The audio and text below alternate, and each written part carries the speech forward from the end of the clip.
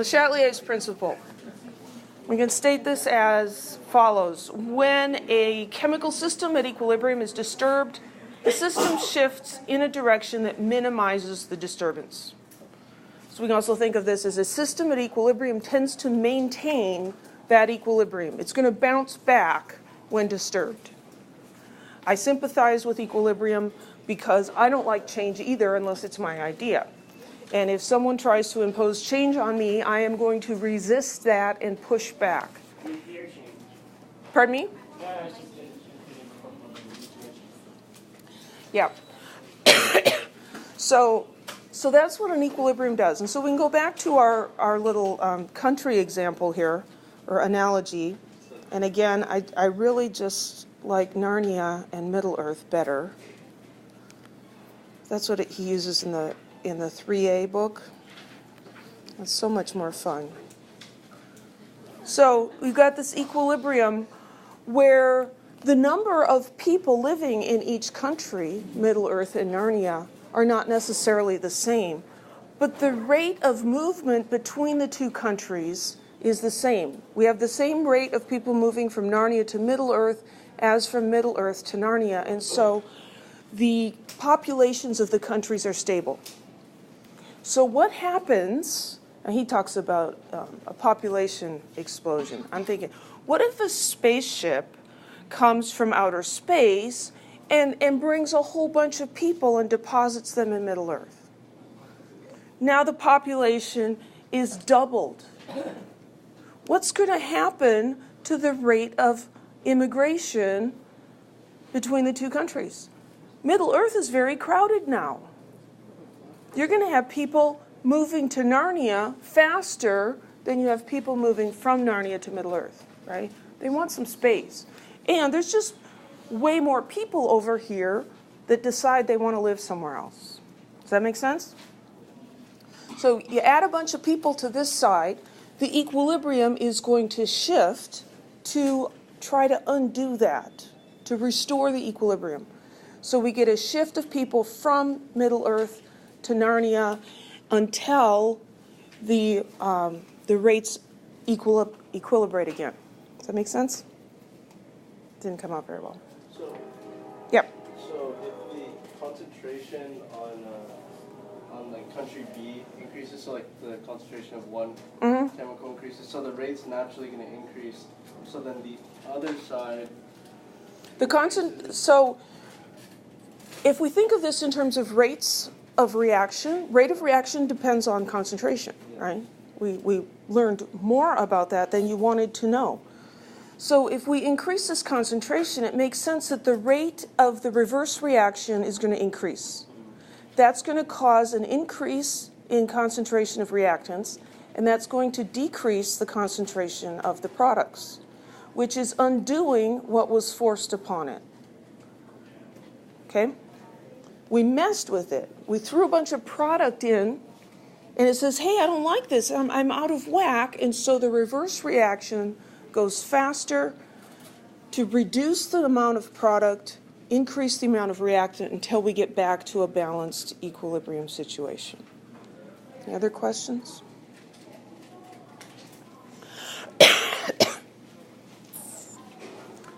So as we talk about changes in an equilibrium, one of them is concentration. We're also going to talk about volume and pressure changes and temperature changes.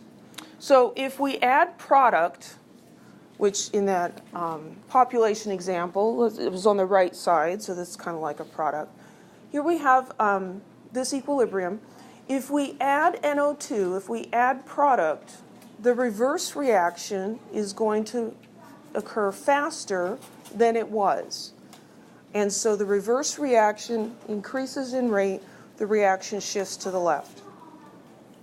We can also think about this in terms of the reaction quotient and its value relative to the equilibrium constant.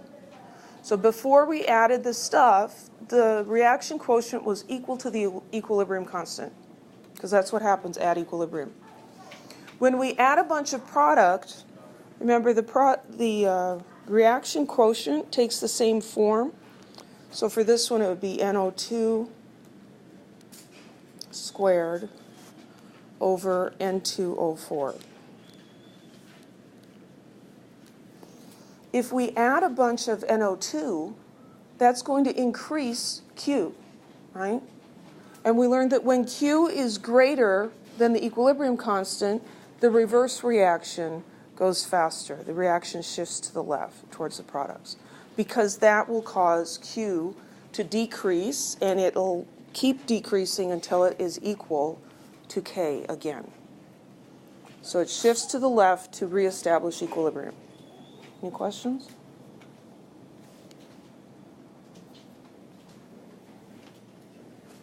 So here it is in pictures. So we have an equilibrium, and we add NO2. So we're adding more of these NO2 molecules. Now there's a lot more of those, higher concentration, and so they are going to react.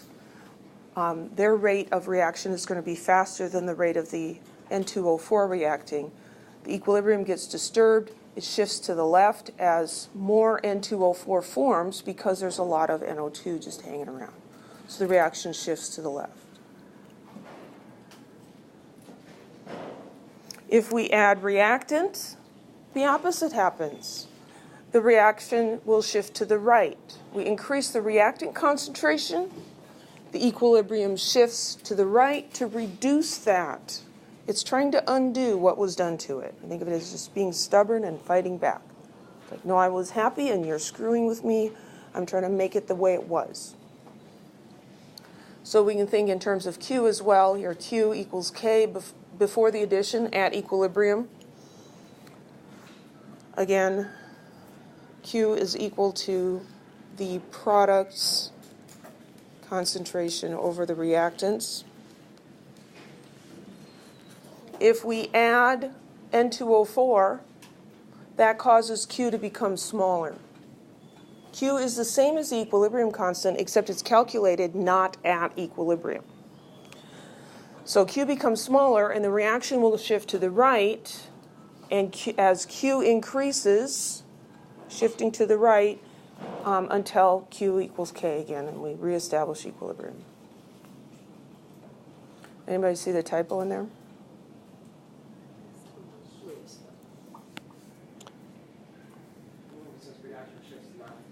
Yeah.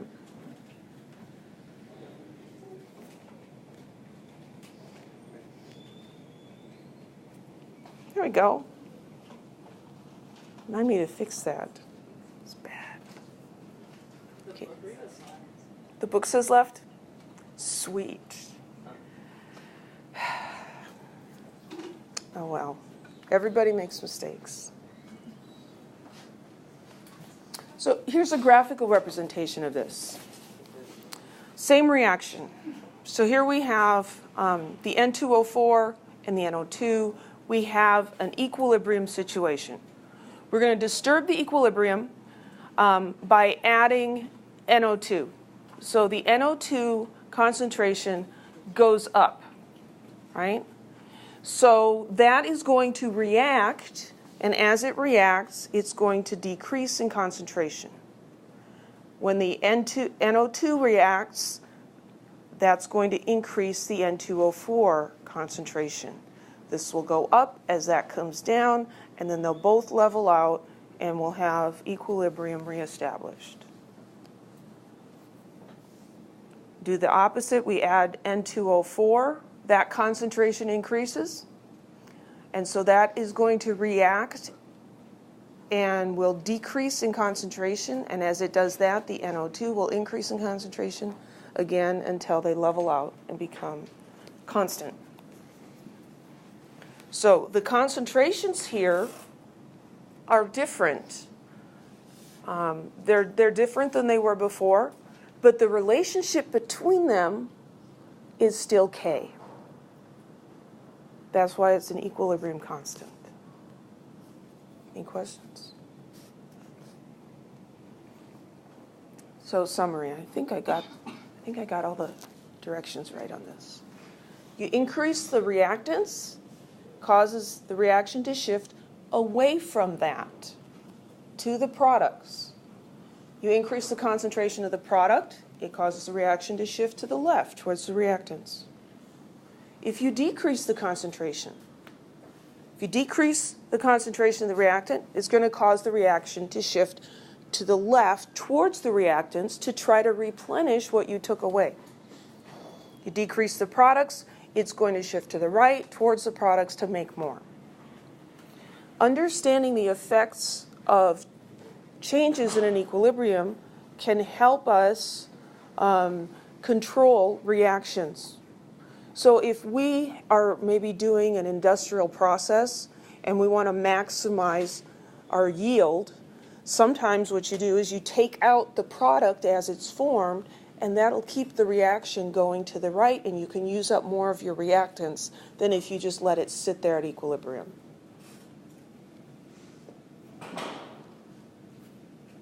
So these sorts of questions will be a nice break from all the math we've been doing, because there's not really any math here. So consider the following reaction in chemical equilibrium. What is the effect of adding additional bromine to the reaction mixture? Yeah, so we're adding something over here. The reaction will shift to the left. I think of it saying, oh, you put a whole bunch of extra bromine in here. I don't like that. Let's react the bromine and get rid of it. And so that's going to go to the left. So the reaction will shift to the left if we add product. What if we add this BRNO? It'll shift to the right.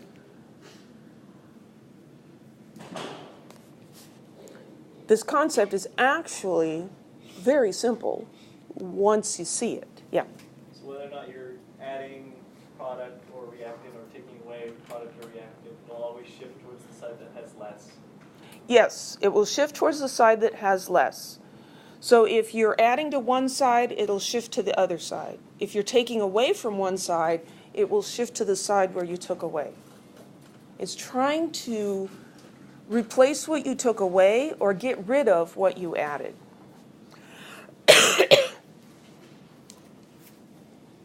Okay, so what if we are changing the volume or the pressure? We've been looking at a lot of reactions occurring in the gas phase. The pressure and the volume of a gas or a gas mixture are inversely related. So if you increase the pressure, you decrease the volume, right? If we have the volume of a reaction mixture changing, the pressure will change and the system will shift to minimize that change. And in these problems, we're going to assume that any volume and pressure changes occur at constant temperature, because we know that temperature also affects pressure and volume. We don't want to mess with that. So consider the following. So here we have nitrogen and hydrogen reacting to form ammonia. It's in a cylinder with a movable piston, so we can push the piston down if we want, we can lift the piston up if we want, we can affect it. So what happens if we push down on the piston? What does that do to the volume? It'll decrease. So the volume decreases. As the volume decreases, what happens to the pressure? The pressure increases. So the pressure has increased. Le Chatelier's principle says this equilibrium is going to shift to reduce that, to get rid of that. We increase the pressure. How is it going to shift so it lowers the pressure? Well, yeah, it's going to shift to the right. Because on the left side, we have 1 mole of nitrogen, 3 moles of hydrogen gas. A total of 4 moles of gas. Remember, with gases, it doesn't matter what gas you have. It's the number of moles that affects the pressure and the volume and everything. Over on the right side in the products, we only have 2 moles. So if the reaction shifts to the right, it can cut the number of moles of gas. You reduce the number of moles of gas present, you reduce the pressure. So the pressure can be lowered. We can shift to the right fewer moles of gas.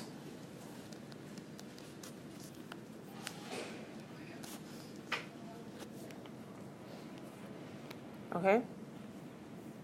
So we reestablish equilibrium. What if we add some helium? Same thing happens. Nothing happens. When you add a gas that is not participating in the reaction, nothing happens. Yes? The pressure would be lowered by moving the piston up. Yes, the pressure could be lowered by moving the piston up, but we pushed it down. And so we are increasing the pressure, and so the reaction is going to do something if it can. So in this case, we would push the piston down. We need to take some gas out to increase the pressure. No, we don't take gas out. So what happens is we've got this equilibrium. When we put pressure on it, the equilibrium can shift. And on one side we have 4 moles of gas, and on the other side we have 2 moles of gas. So we're not taking any gas out, but the increase in pressure is going to shift it to the right so that we have fewer moles of gas. So just to clarify, if we were to pull the piston up and decrease the pressure, then it would shift to the left. Exactly. If we did the opposite, if we pull the piston up, we're increasing the volume, which decreases the pressure. Then this will shift to the left to replace that pressure by creating more moles of gas. This is a little bit like carpooling. So we've got the same number of atoms on each side, but over here, it's like ride sharing. We just have 2 vehicles, and over here we have 4 vehicles. So if there's a lot of congestion on the freeway, there's a lot of traffic, that motivates people to take fewer cars, right? To carpool, and then you can keep traffic going because you don't have as many cars. So that's kind of how I think of this. Let's combine them into fewer molecules, if that makes any sense. So if we add helium, nothing happens. Wouldn't adding helium add pressure to the system? It will add, this one's a little hard to think about.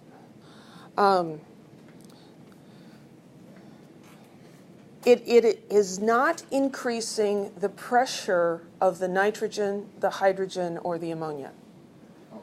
It's increasing the overall pressure, but remember that gases act independently in a mixture. And so the nitrogen partial pressure isn't changed. And that's why nothing happens. Okay. I blanked on that for a minute. Pulled it out. Phew. So here we have a picture. So we had an equilibrium, and then when we push down on the piston and create more pressure by decreasing the volume, it'll shift to the right where we have fewer moles of gas. We can't. The gas isn't changing the temp. We're not allowing it to change the temperature. The volume's fixed, and so in order to change the pressure, the only thing that can cause a change then is the moles of gas, and it can change that by shifting. If we pull the plunger or the piston up, decreasing the pressure, the reaction shifts to the left, to the side with more moles of gas particles. Any questions? So here's the summary slide. Decreasing the volume causes the reaction to shift in a direction that has fewer moles of gas particles. Increasing the volume does the opposite, shifts to the side with greater moles of gas particles. There's no effect if a reaction has equal numbers of moles of gas on both sides of the chemical equilibrium. So if you have 3 moles of gas on each side, they're just different gases. Shifting isn't going to do any good, and so it won't shift. And adding an inert gas at a fixed volume will have no effect because it does not affect the partial pressures of any of the gases involved. Because gases act independently of the other gases, which is something that's just kind of trippy to think about sometimes. So the moles will depend on how much pressure can be applied. So if it's like the mole ratio, is it like no longer going in and out of equilibrium? Is that like will it burst? Will it just stay constant? I'm not sure exactly what you're asking. Like if you are applying pressure on something when it Mhm. reaches a certain point, like is it that mole to mole ratio that decides the end point of that? Okay, so if you keep adding pressure to this, what's going to happen? Yeah. Right? It will shift as far as it can. If your container is strong enough to withstand the pressure, you could conceivably shift it all the way to the side with fewer gas particles, so that you had none of those particles on the other side. At that point, you keep increasing the pressure is just going to increase. And if you do that continuously, then eventually the container will burst. Yeah, because no container can withstand an infinite pressure. Yeah. So just to clarify, if you had two total moles on the left and two total on the right, Mhm. and you apply that increase of pressure, nothing. Nothing will happen to the equilibrium. The pressure will increase, but the reaction will not shift to one side or the other, because it wouldn't do any good. Any other questions?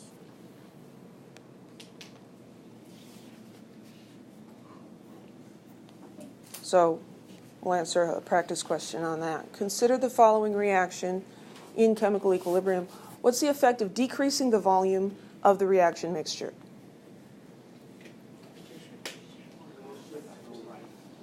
So when we decrease the volume, it increases the pressure. The equilibrium wants to undo that, so it'll shift to the side with fewer moles. We see we have 2 plus 1, 3 on this side, 2 on that side. So it'll shift to the right. And if we increase the volume, it'll shift to the left. That make sense? So temperature. If we change the temperature of a system at equilibrium, the system will shift to minimize that change. So we've learned about exothermic and endothermic reactions, right? Remember those from 1A? So we can think of heat as being a reactant or a product. And when we're talking about temperature changes, we're going to assume that the heat is being added or removed at constant pressure. So we don't want that to muddy the water. In a real situation, of course, the temperature, the pressure, all the things change at the same time unless you strictly control them. So real life is messy. So in an exothermic reaction, exo means exit. So heat is exiting the reaction. As the reaction goes in the forward direction, heat is produced. Think of combustion of natural gas, right? It gives off carbon dioxide and water and a whole bunch of heat. It's a product. It produces heat. In an endothermic reaction, heat is one of the reactants. Heat is absorbed as A and B react to form the products. And these are reactions like those instant ice packs where you break the little seal and it just magically gets cold, right? It's very neat. It's pulling energy in from the surroundings and storing it as chemical energy, and that's why the temperature goes down. Energy is a reactant. So for temperature changes, raising the temperature is like adding heat, right? So we have an exothermic reaction where heat is a product. If we increase the temperature, we're adding heat. Heat is a product. That's going to cause the reaction to shift to the left. That make sense? It's like you added a bunch of heat. Well, if I do the reverse reaction where I can use up some of this heat and minimize the changes imposed. Yeah? So is it independent of the number of moles? It would be independent of the number of moles as long as you're keeping the pressure constant. So you couldn't do this with gases in a fixed volume container at a constant temperature. Well, you're increasing the temperature. That's going to increase the pressure. So there has to be some perhaps volume compensation to keep the pressure the same. So then if the heat was added to one side and there was a pressure change, then would we take in the account of moles? So if you're adding heat and the pressure's changing, then you need a lot more information. Because it could go either way. It depends on which one has a bigger effect. And thankfully, we don't have to go there. Yeah, it's a place, but we're not going there. Now, what's different about this with the temperature changes is that when we're changing the temperature, that also changes the equilibrium constant. Changing the pressure, the volume, concentrations, the equilibrium constant is the same because we said we were doing those at constant temperature. When you change the temperature, the equilibrium constant also changes. But this is still true that the equilibrium will shift away from the heat when we're increasing the temperature. So we can predict what's going to happen to the value, the magnitude of the equilibrium constant. If this shifts to the left, then this concentration is smaller and these concentrations are larger, K is going to get smaller. The reaction coefficient is going, the equilibrium constant, equilibrium constant, I'm getting my K's mixed up. Equilibrium constant is going to become smaller when we increase the temperature for an exothermic reaction. Is the reason why it heads in the other direction because the heat weakens like the IMFs? Or is it like... No, it doesn't really have to do with the heat weakening bonds or anything like that. The easiest way to think about it is that heat is, you can consider it a reactant or a product. And so adding heat is like adding product for this exothermic reaction. If this was, hydrogen or something that was participating in the reaction and we added more of the product, the reaction would shift to the left. So if we lower the temperature of an exothermic reaction, we have heat as a product. If we lower the temperature, that's removing heat. We're removing a product. The equilibrium shifts to the right to replace that. And that's going to cause the equilibrium constant to increase. Because now the concentrations of products have increased relative to the concentration of reactants.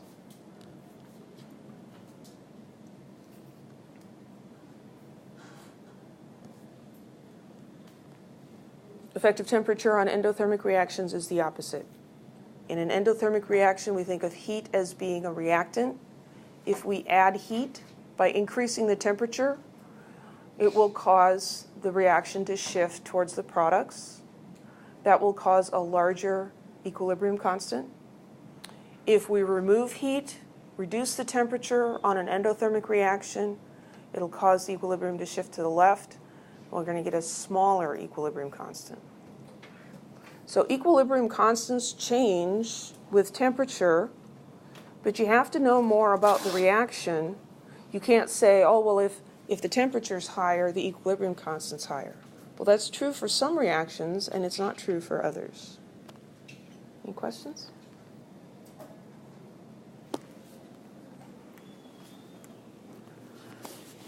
So here's that reaction we've been looking at, N2O4 and NO2. NO2 is a brown gas, N2O4 is a colorless gas. So here we have a tube containing these compounds. Here we have it at, minus 75 degrees Celsius. So that must be some dry ice in there. And we can see by the color that it's favoring the reactant side.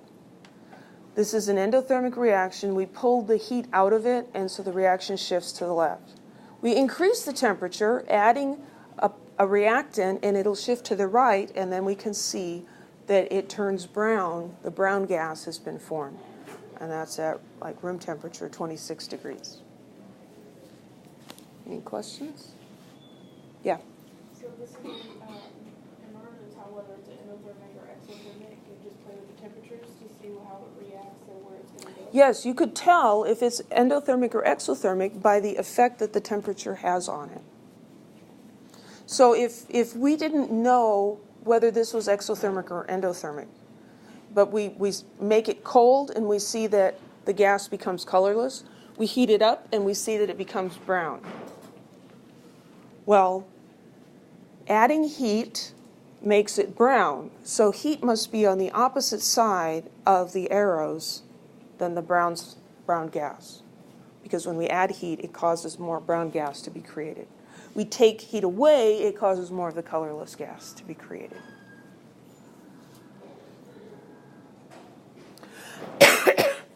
Summary of temperature changes for exothermic.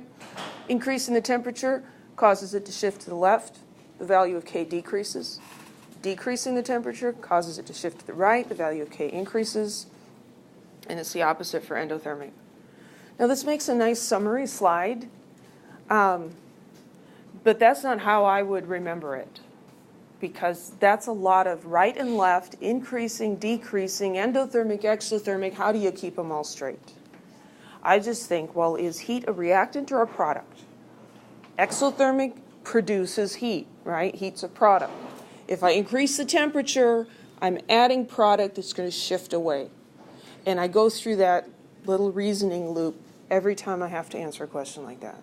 Because that always works, where the memory just doesn't work so good anymore. So regardless of endothermic or exothermic, if you have heat added to the product side, it's going to shift left.